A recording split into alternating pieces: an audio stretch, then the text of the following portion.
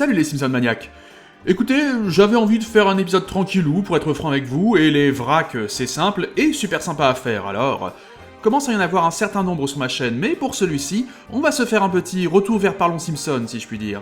À savoir une sorte de partie 4 officieuse à la trilogie des versions, où je vais vous donner quelques anecdotes concernant la VO, la VF, un peu la VQ, sur à peu près tous les sujets, les guests, les particularités d'une version, des bizarreries ou erreurs d'adaptation ou de traduction, bref, plein de petites choses que je n'ai pas su placer ailleurs. Si ce programme vous dit, alors allons-y. Vous avez peut-être noté cette manière qu'a Burns de répondre au téléphone en VF. Allô, allô? Qui varie un peu selon les épisodes. Oui, oui? C'est qu'en VO, il dit Oui, oui? une salutation dans plusieurs langues et un vieux terme maritime qui se trouve être la proposition originale de Graham Bell comme mot pour répondre au téléphone, avant que ce ne soit remplacé par un simple hello en langue anglaise. Mais ça souligne bien le fait que Burns est quelqu'un qui a des références très anciennes. C'est parfait, suivant! Je me souviens vous avoir parlé un jour du fait que cet extrait C'est un dessin animé, les chaînes aiment bien ça. Elles ont pas un rond à filer aux acteurs. Et elles peuvent les remplacer sans que personne ne s'en aperçoive. en VO, Ned avait une autre voix que celle de base, Plus, they can replace him and no one can tell the diddly difference. vraiment différente de sa voix habituelle, qui est celle-là pour rappel. Purple drapes! All my life I've wanted purple drapes! Imaginez, c'est comme si soudain je vous parlais avec cette voix. Mais ce remplacement, je ne vous avais pas dit pourquoi, ou l'art de faire les choses à moitié. En réalité, c'est parce qu'en 1998, le cast a manqué d'être remplacé, une première fois, pour une raison de salaire, et les fois suivantes ce sera encore le cas. Cette fois-là, c'est l'intervention de Matt Groening qui a joué pour que ça n'arrive pas. Le staff a glissé ça là-dedans pour cette raison, une énième pique envers la Fox. Suivant! On a eu beau faire avec Mr. Fox dans la trilogie des versions, à dire que la VF était très bien pour les Français et la VQ très bien pour les Québécois, j'ai quand même eu dans les commentaires des gens qui voulaient absolument désigner un gagnant. Alors, j'en remets volontiers une couche, non bordel, ça n'a pas de sens. Les deux versions sont très appréciées par leurs pays respectifs, c'est l'essentiel. Concernant les voix, j'en ai déjà largement parlé, question d'habitude. D'ailleurs, vu que la VQ comme la VF ont eu des remplacements dus à des départs ou des décès, je suis persuadé que beaucoup d'entre vous n'avaient pas aimé tel nouvel interprète sur tel personnage car vous n'aimiez pas sa nouvelle voix. Et ça confirme ce que je disais, c'est parce que vous avez eu l'habitude pendant des années. Mais certains vont me parler du texte. Souci, on n'a pas tout à fait la même langue, donc pas tout à fait les mêmes expressions, et on n'a pas la même culture. Donc vouloir juger la version d'en face avec les critères de notre version, ça n'a pas de sens. Des exemples? Ok.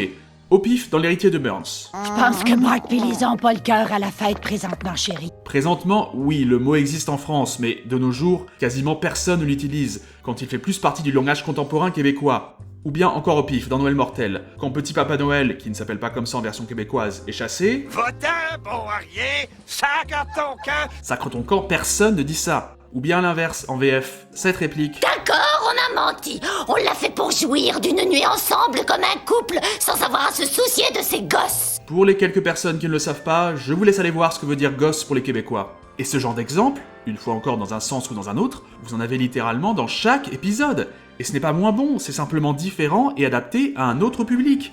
Le fait est que, pour certains d'entre vous, si ça vous amuse de répéter que votre version est la meilleure, allez-y, mais... les arguments sont à peu près toujours les mêmes, mais désolé, ils sont pas super solides. La suite. Tenez, puisqu'on y est, parlons des adaptations de référence. Quelques exemples supplémentaires à la partie 3 qui m'ont interpellé, en version française et québécoise. L'idéal dans une bonne adaptation, on le rappelle, c'est de garder l'esprit de la blague ou de la référence, si on pense que les gens regardant la traduction ne comprendront pas si on garde exactement la blague originale. Dans Le Roi du dessin animé, quand Marge et Homer vont à la réunion d'anciens élèves, l'un d'eux fait ça. I am not a crook. Référence tellement connue à Nixon là-bas que Marge se vexe qu'Homer pense qu'elle a besoin qu'on lui explique la vanne. En France, ok, on connaît Richard Nixon, ok, on connaît un peu le Watergate, mais le I'm not a crook, c'est pas non plus si connu. Surtout avant Internet, parce qu'aujourd'hui encore il y a les mimes, des sites qui listent les références, quelle que soit la série, quelle que soit la référence, YouTube, etc., etc. Et donc la vanne a été masquée en VF, quoique pas par la gestuelle, parce qu'on a adapté la référence. Je vous ai compris! Et encore une fois par la suite. Really big show. Ed Sullivan. Eh bien maintenant, mesdames et messieurs, les résultats du Grand Prix. C'est Zitron. Et d'ailleurs, ce n'est peut-être qu'une impression, mais il me semble tout de même que c'est le genre de chose qui s'est raréfié pour ce qui est d'être français à ce point-là, du moins français inconnu hors France. Effectivement, même dans des saisons plus tardives, c'est arrivé d'avoir des noms français donnés uniquement dans la VF, mais des français un peu connus à l'étranger. Or, Zitrone... On peut faire aussi des références purement françaises, indirectes, et dans ce genre de cas, tu sens que c'est là qu'ils en profitent pour se faire plaisir, de toute évidence. C'est vrai que nous, dans la VF, on se permet des choses. Moi, j'ai fait une allusion à l'époque du Loft, à Loana. Il dit Laona quand Homer il essaye de rassurer Bart. Il y a une petite amie avec elle a des broches dans les dents et dit ouais mais t'es pas branlé comme Laona. Dans Homer fait son Smithers, lorsque Smithers et Homer se battent, Burns leur lâche. Arrêtez, je vous demande de vous arrêter. Je vous demande de vous arrêter. C'est pas un hasard, oui, surtout que l'épisode a été traduit en courant d'année 96, peu de temps après l'élection. Aujourd'hui les plus jeunes n'ont peut-être pas la ref, encore que c'est un mime assez célèbre, mais à l'époque... Du côté du Québec, il y en a deux particulières dans le Simpsons Horror Show 4, dans la saison 5, qui sont très autocentrées. I don't understand it. James Coco went mad in 15 minutes. Je comprends pas, Pavarotti est devenu dingue au bout d'un quart d'heure. Là, je comprends plus rien. Jean-Louis Millette était plein au bout de 15 minutes. Jean-Louis Millette étant le comédien qui, à l'époque, entre autres, doublait Abraham, Apu, Smithers dans la version québécoise. C'est sympa, je trouve. Et puis, contrairement à Philippe Pétieux chez nous, Millette n'est pas connu que pour le doublage, donc ça justifie d'autant plus. Ils ont pris quelqu'un d'assez célèbre. Derrière, dans le même épisode, une qui ne va pas à mon sens, c'est celle-ci. À un instant, est-ce que mon père a pas le droit à un procès devant jury? Et les Québécois avec leur procédure légale, les procès avec jury. Le diable Flanders part de la famille Simpson, là. C'est la version québécoise, oui. Mais les Simpsons vivent en Amérique. Ils sont américains. Ils l'ont toujours été, ils le seront toujours. On peut pas tout d'un coup les dire québécois. Là, j'estime que c'est une erreur. Maintenant, oui, les Français, on se calme. Non, vous ne pouvez pas utiliser cet argument contre la version québécoise, parce que des erreurs, on en a nous aussi, j'en ai déjà parlé dans la partie 3 de la trilogie. Vous en voulez une supplémentaire ?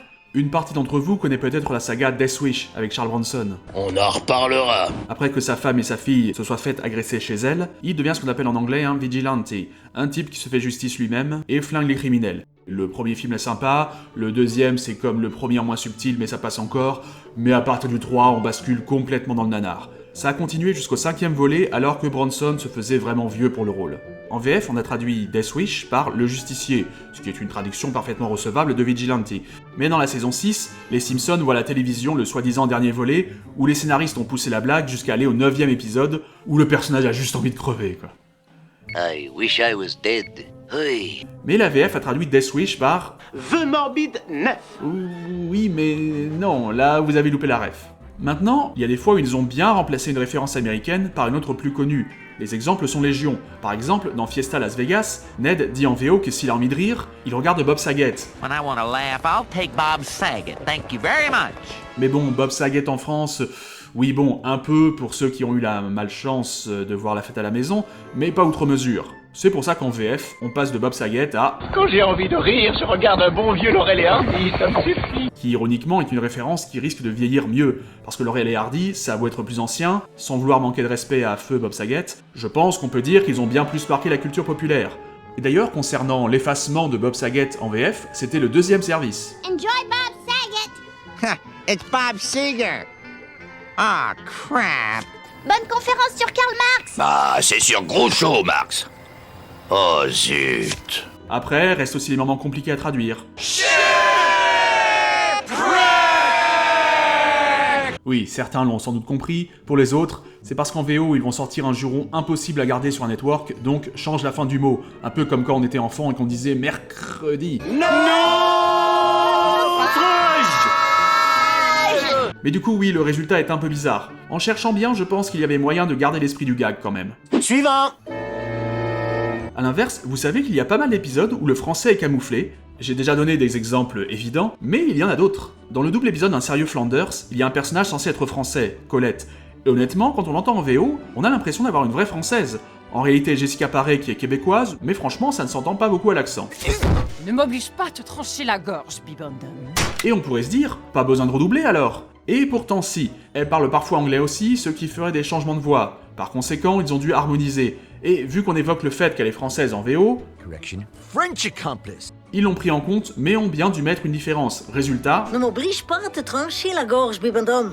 Correction, une complice belge. Ouais, on dirait Luan, là. Encore un changement de voix. Hé Rends-moi ce micro! Mais sérieusement, il y a plein de fois où en ne voyant qu'en VF, ironiquement, vous louperiez des moments en français dans le texte ou des allusions à la France. My mom's French, so we only celebrate Bastille Day. Ah, trash night. In France, they call it la nuit de poubelle. Not me.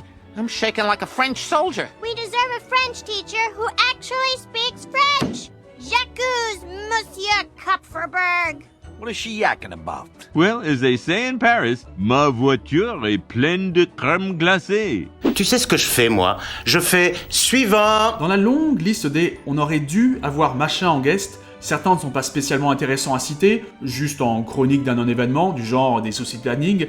On aurait pu avoir Jim Carrey jouant Clodo dans Histoire de Clochard, William H. Macy ou Nicolas Cage aurait pu faire Frank Grimes, ou on aurait pu avoir Michael Caine à la place de James Woods. Bon, ok.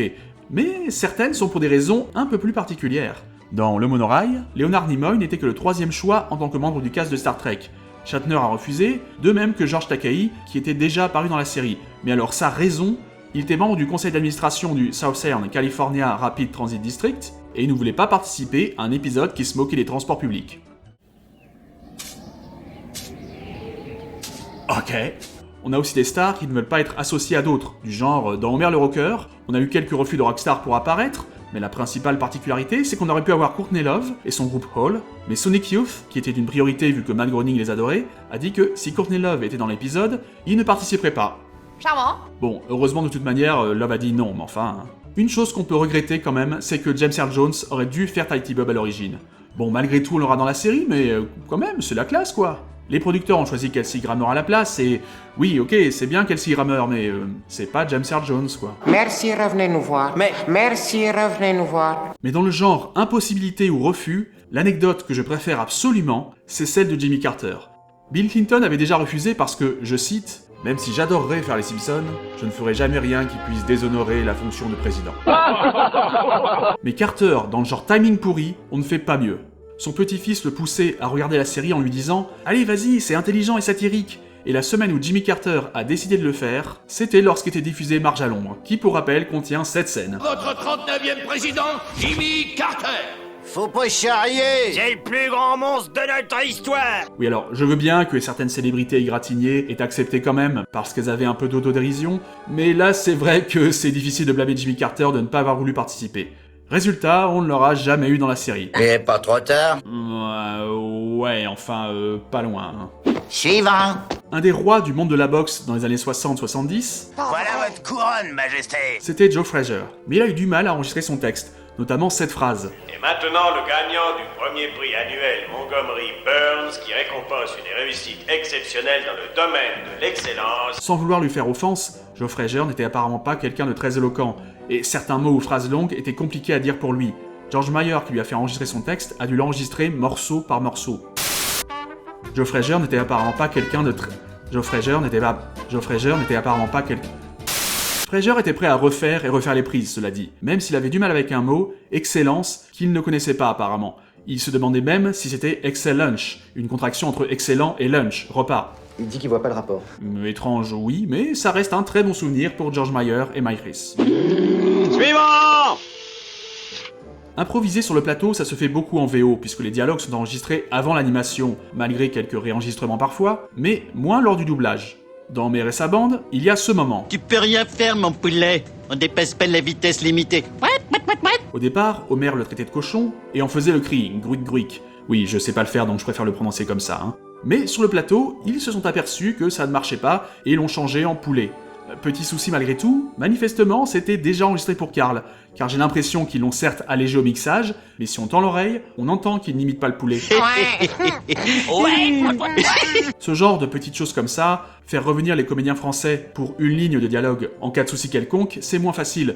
D'où des réenregistrements d'autres comédiens parfois, mais ne correspondant pas, comme j'en ai parlé avec Lisa, vite fait remplacée sur une réplique par Régine Tessot dans quelques épisodes, ou bien la voix de Maud sur cette réplique.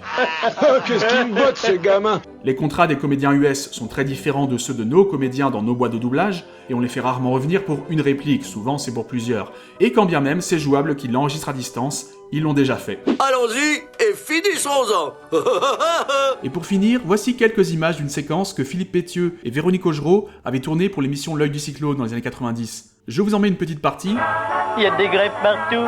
J'ai passé 3 heures dans ma voiture. Mon pauvre chéri, me prends donc une cuillère d'œil du cyclone. Mais pour le reste, comme la séquence dure plus d'1 minute, je vais vous mettre le lien en description, aussi pour créditer la personne qui l'a véritablement uploadé. Enfin voilà tout le monde, c'était une petite vidéo à la cool, j'espère qu'elle vous a plu, moi en tout cas je me suis amusé à la faire. Ciao, à plus!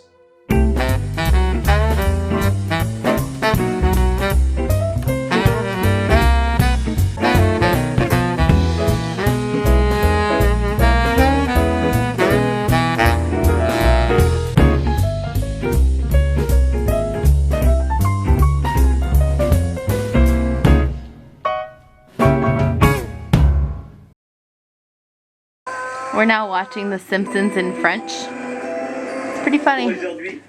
Homer sounds fancy. Regardez un nouveau fast-food. Tu es là comme un cochon dans du fumier. Pour dîner, nous avons des lasagnes et de la salade. He sounds like not dumb.